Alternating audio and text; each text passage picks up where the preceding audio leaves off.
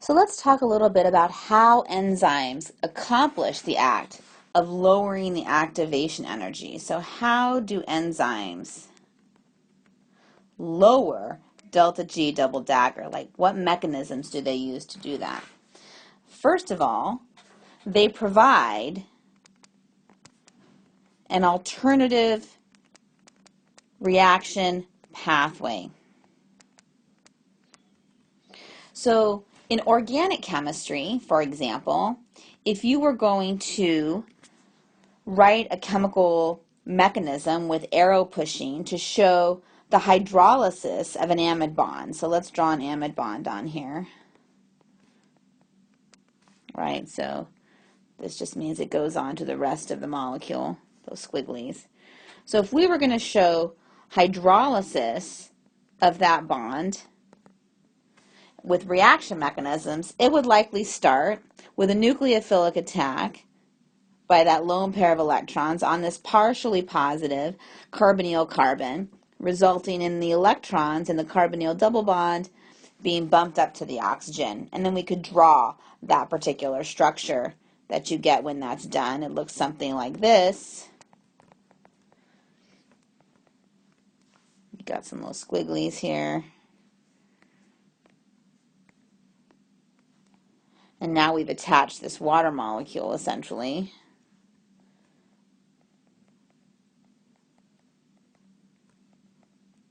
So that might be the beginning of a mechanism that you would draw to show hydrolysis of an amide bond.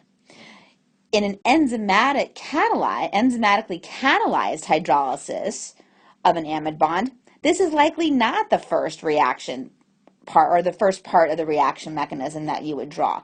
The chemistry, the breaking of this bond right here, happens in an entirely different manner. Okay, so that's what I mean by an alternative reaction pathway. The pathway by which this bond gets broken here is entirely different than the reaction mechanism when arrow pushing you might show for the hydrolysis of that bond in a test tube without any enzyme present. The second thing that enzymes do is they provide, and I'm going to put it in quotes, an energy release upon substrate binding. So when the substrate binds to the enzyme, it's going to form a lot of good interactions, a lot of good non-covalent interactions, like hydrogen bonds or van der Waals forces.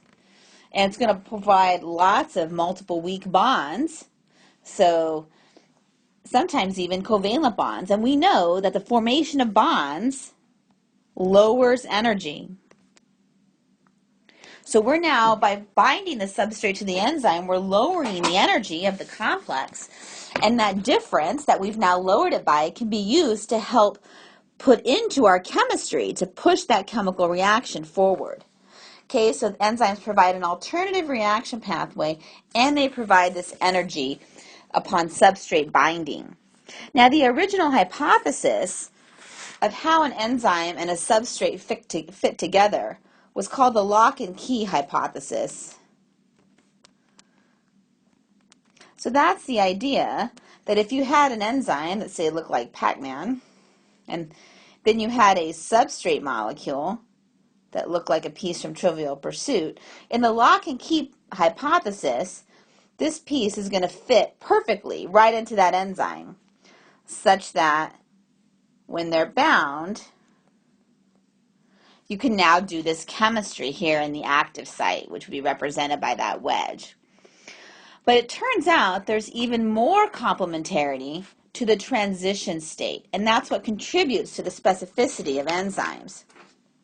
So why is complementarity greater to the transition state as opposed to the substrate itself? Well, if you think about it, let me go back to my page here. If you were to form this structure here, where you have all these really great interactions between the substrate and the enzyme, and in this enzyme substrate complex, you've lowered the energy so much, why would any chemistry happen? Right? So you don't want your enzyme substrate complex for your whole thing to get stuck there, right? You want the chemistry to proceed. And that's why there's more complementarity to the transition state itself. So your textbook does an excellent job with this. Let me import the figure.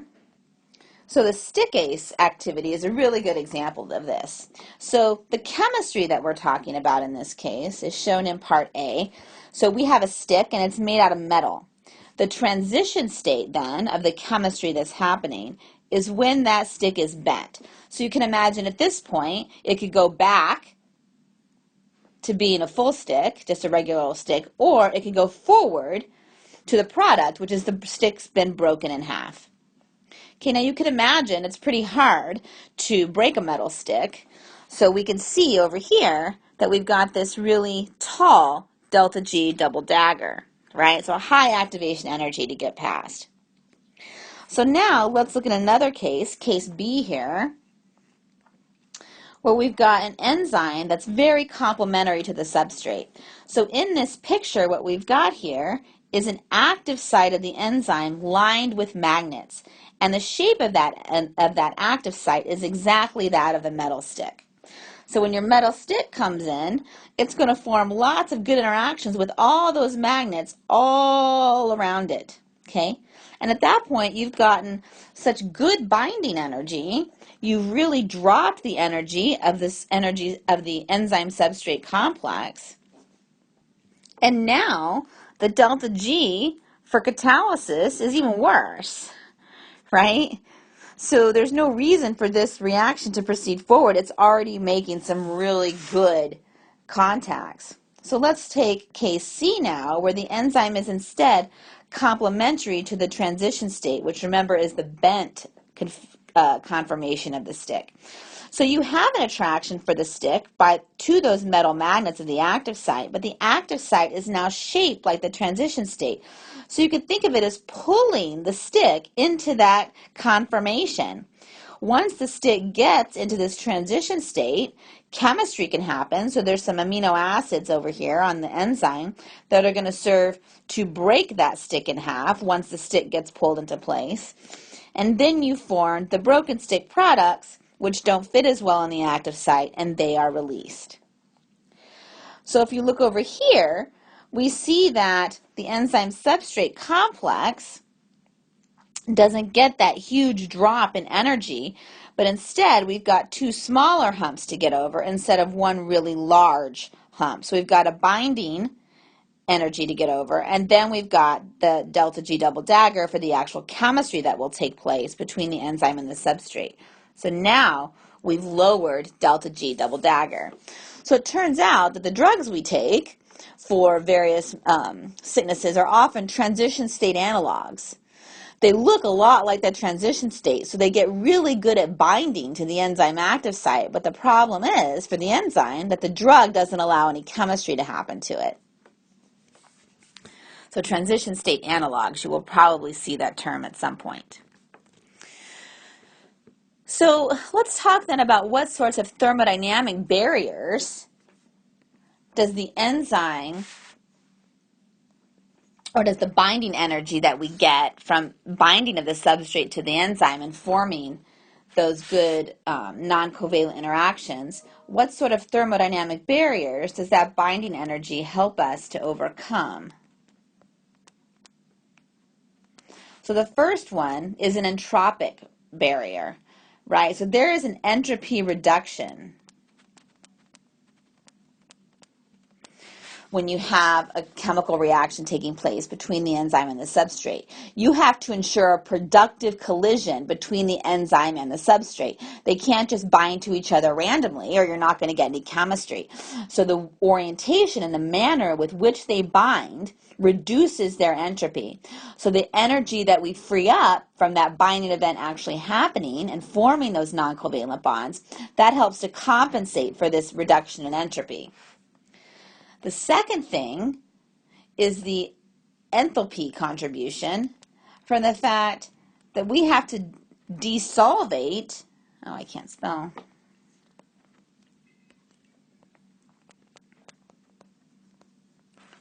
our substrate. So whenever you have a molecule dissolved in water, which is what we're made out of, it's surrounded by water molecules. So our substrate is completely solvated with water molecules.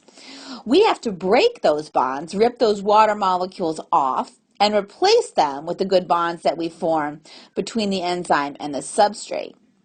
So again, the formation of those new non-covalent interactions between the enzyme and the substrate help to compensate for the fact that before those interactions could happen, we had to rip off the water molecules.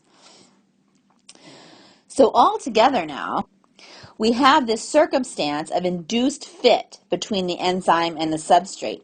The enzyme undergoes a conformational change during substrate binding, and this is going to bring the catalytic groups into position. And then once those important functional groups are in place, there's going to be different types of chemistry that can happen during those reactions to provide the alternative reaction pathway.